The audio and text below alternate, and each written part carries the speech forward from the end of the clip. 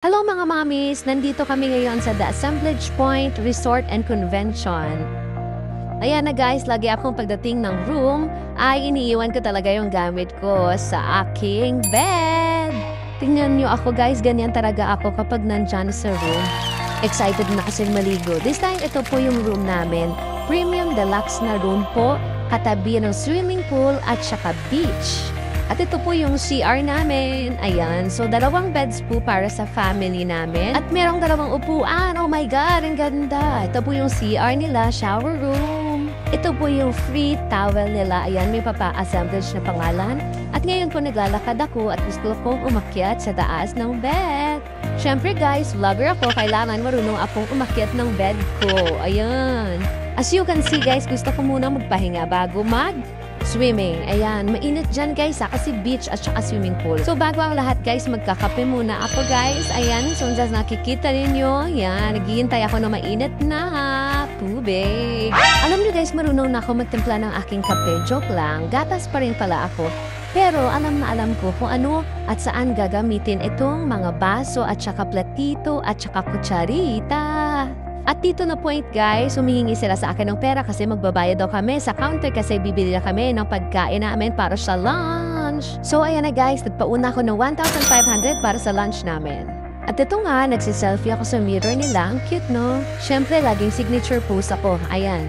Nagsi-stretching na ako kasi maliligo na ako sa beach. Bago ang lahat mag-OOTD, photoshoot muna kami ni Nanay at saka ni Tita Ezra. Ayan. Yun na guys, ang cute ko, diba? Ito po yung view ng aming area. Ayan, ang ganda, diba? Tapos papunta na po ako sa swimming pool kasi alam na alam kong maraming batang naliligo doon. Kaya tara, sabayan niyo ako. Tulungan niyo akong maligo at saka mag-photoshoot. So bago ang lahat, huwag munang maligo kasi magpo-photoshoot pa si Nanay at Tita Ezra sa akin. Kaya inip ako, nagmamadali akong maligo. Asa na yung mga kasama ko? Yun pala, ako nung pala yung batang nandito sa family namin. So, i-enjoy ko na lang muna yung gala-gala ko dito sa pool area. Kasi maghahanap ako ng friend na sasabayan ko. Eto na pala siya, nandito siya. Hi friend! So yan na guys, may friend pala po dito. So lunchtime na guys, nandito kami sa labas ng room namin sa cottage na kinuha ni Nanay.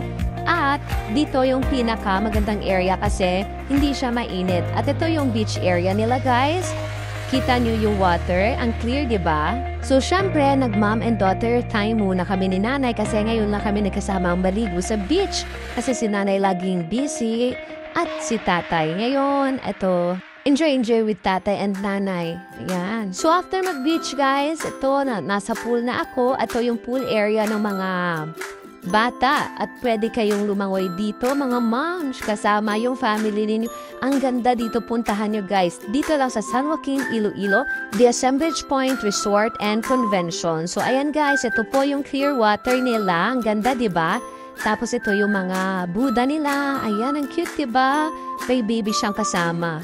So dito na area, ito din yung cottage na pwede kayong mag-rent at saka pwede kayo dito maglaro ng or mag-overnight stay at saka mag-play. Ayan, pwede kayong magdala ng foam. Humiga kayo dyan guys. And dito na part, ang pinakamaganda kasi ang ganda at cozy-cozy talaga yung area ng The Assemblage Point.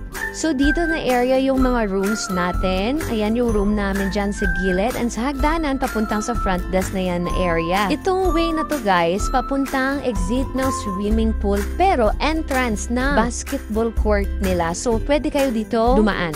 And lastly, beside swimming pool area, nandito po yung basketball court na open po sa lahat ng naka-check-in at saka naka-walk-in. So, the Assemblage Point Resort with well-maintained facilities, ideal for family gatherings, celebration, and special events that offer comfort and peaceful gateway.